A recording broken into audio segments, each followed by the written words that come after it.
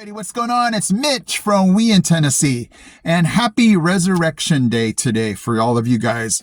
It's just that time of the year, and for myself and my family, we just this is one of our favorite days to just celebrate Jesus's resurrection and just everything that just goes with our faith. So hopefully your Sunday has been a blessing, and let's get to this video. I apologize for missing last week, but you know, if I was a full-time YouTuber, I would never miss, but having a full-time job and, you know, uploading these videos, that sometimes is super tough, and thank you for showing grace. When I miss, it's just sometimes hard with my schedule. So here we go. There's been a lot of things to show you, tell you since my last video. The first one was I went to a STEM conference in Clinton, Tennessee. Beautiful town. We love going to Clinton. And I teach STEM, so I went there for a conference, and I got to meet Jodi Justus. She is the first ever employee of the Titanic Museum. It was so amazing to meet her. If you're wondering, there is a Titanic Museum in Pigeon Forge, and there's also one in Branson, Missouri. There's only two, and she was the first one hired for the Pigeon Forge Titanic Museum. So it was amazing to meet her because I am a I told her I was super interested in Titanic, and she said, "Oh, you're a Titaniac." And I was like, "Oh yeah, that's what I am." And so it was amazing to get to meet her. I went to one of her sessions. She talked about the Titanic Museum and how you can connect it to what you're teaching the students.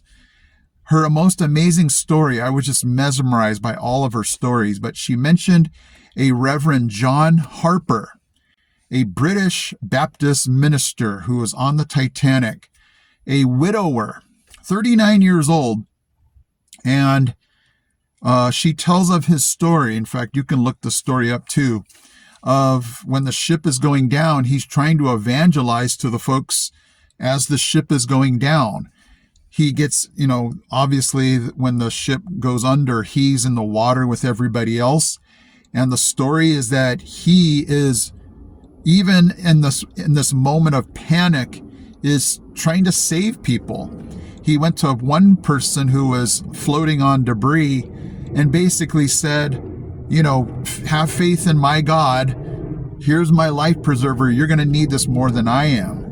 And it's just an amazing story of him evangelizing as the ship is sinking, as his life is, you know, he died of hypothermia, but he died a hero for the faith of just offering his life jacket to somebody because he knew, hey, I'm going to heaven. If you're not a believer, here's my life jacket, because he knew that person needed to be saved. And so an amazing story. And so Jodi, you know, told us educators in Tennessee, we get into the Titanic Museum for $10. I was blown away. I'm like, okay, if I could just figure out how to get my wife in there for cheaper, because tickets are normally like $46. So I'm like, okay, I'm cheap, but what about the rest of my family? But if you get a chance, it looks like an amazing trip. I'm hoping that we can get there soon. But thank you again, Jodi, if you're watching this, for just a wonderful day of stories and just, I don't know, I just love everything Titanic. So next thing would be the weather has been crazy. It has been super hot. No, I don't want to say super, you know, mid 80s, but just when you're used to, you know, it being cold in the last maybe month, it feels like a heat wave. And so, you know, in the last maybe 45 days, we've had some very interesting weather. We had a day where we had severe weather like lightning, thunder, rain, very heavy rain. In fact, I was shocked that we didn't get the day off. But it snowed all in the same day. So lightning, thunder, huge rain, and snow in the same day. And so we were like, whoa, we've actually had days off from Knox County for less weather days than that was. And so it was just interesting to be able to experience all that weather in one day. But oh well, you make do. It was just kind of nice to drive in the snow. I mean, it wasn't as treacherous as it was in the morning when the rain was just coming down in buckets. It was hard to see. When you drive through rain, you can feel when your car is kind of hydroplaning. I felt like I had done that maybe 10 times just going through certain puddles. And it was a treacherous morning, but all in all, everything came out to be okay. The next thing I have for you guys is a trip I took over Easter break to Fort Dickerson. This place was very cool because it was one of the best preserved, what they call an earthen fort, where the Union made these. They had 16 in Knoxville, where they made these forts to just basically hold the line of Knoxville, to make sure that the Confederacy would not take Knoxville.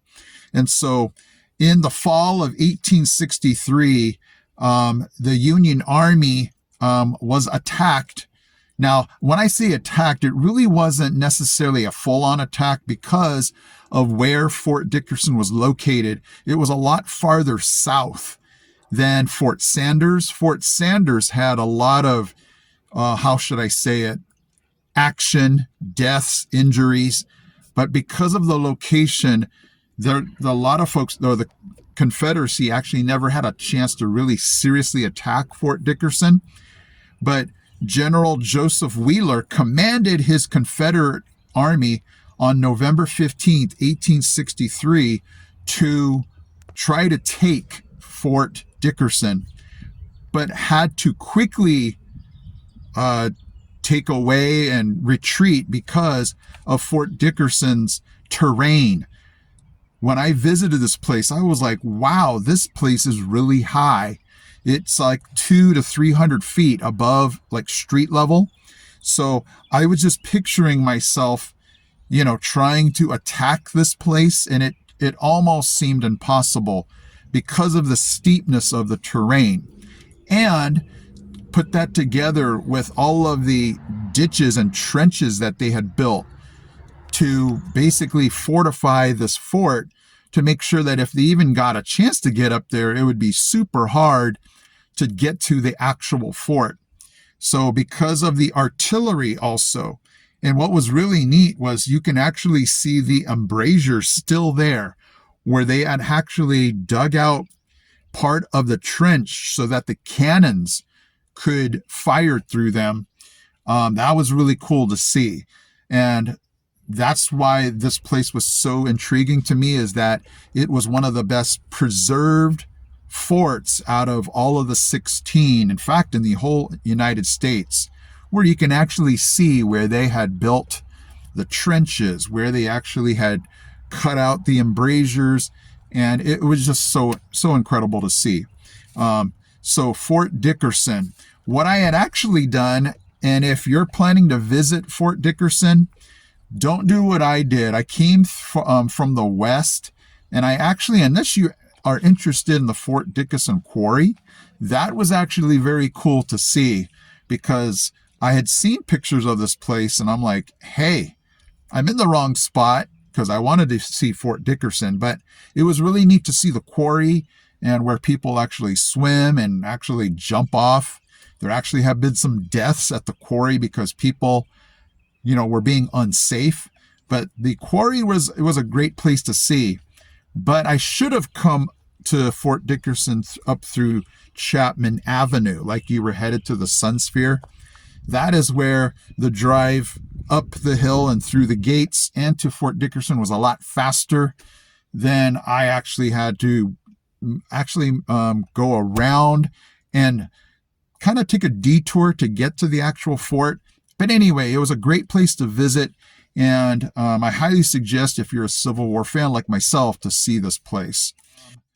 So backpedaling to the story of that STEM conference, it was interesting drive to Clinton, because my drive from Merville to Clinton takes me past the Bull Run power plant. And I don't know if you guys remember, but the smokestacks from the Bull Run power plant were demolished, or actually, imploded. And I had actually driven by there many times, to take my wife antiquing to Clinton, that we would see those and actually kind of use those as a point of reference. Like, hey, there's the smokestacks. We're getting close. And it was just weird to not see them standing. I love driving by there. I love that area. And to drive by there and not see the smokestacks was kind of interesting. You can just think of all the landmarks that you drive by, and if they're gone, you're like, hey, what a bummer. It's just one of those things you just count on seeing, but not seeing them. And that was kind of the interesting part there. And so a lot of interesting things happening around this area. Obviously, we've had our spring break already. So as the school year is winding down, the temperatures around here now are starting to, fluctuate between the high 70s, low 80s. And the greenery is definitely coming back, which is interesting, because I remember telling you it was so cool to see during the winter time so many cool things that I'm having a hard time seeing now, because a lot of the greenery is coming back. So things are really, really coming back as far as foliage and just a lot of the greenery and the trees and everything. And I'm hoping now that the water is starting to come back, because the TVA starts to divert a lot of the water through certain waterways and rivers. And in the wintertime, that starts to dry up. But because of the spring and summer, when boating and other sporting events on the water come back, they'll start to refill a lot of these places. So that's kind of what I'm expecting to see, is just a lot of the water coming back. So anyway, guys, wow, that was a lot of, traveling information just in the last few weeks. So to be honest, guys, I'm ready to end the school year and head into summer. I know I have at least a month and a half left, because it just turned April and we get out May 17th, somewhere in that area. So, and then summer's going to be coming. I'm just so excited about summer. The only thing I'm not excited about is the bugs coming back. This weekend we did a lot of yard work, and I'm like, what are these, like, hundreds of gnats that are on me? We got carpenter bees, we have wasps. As long as the yellow jackets stay away, I think I'll be okay. But anyway, guys, happy Resurrection Day again. Happy Easter to those of you. Hope you're having an amazing day. God is good. Thank you so much for checking out my channel. If you're new, hit that like and subscribe button, so every week, hopefully every week, I can bring you guys another video just to show you how life is like here in East Tennessee. So I had a viewer say, hey, can you show downtown Merville, like what the parking's like? And so that's going to be my next quest, is to just kind of show you downtown. If you're interested, what does the parking look like? What are the shops and different places to see look like? So hopefully that'll be in my next video. We shall see. But thank you guys. Have an amazing rest of your Easter Sunday afternoon, and I'll see you in my next video.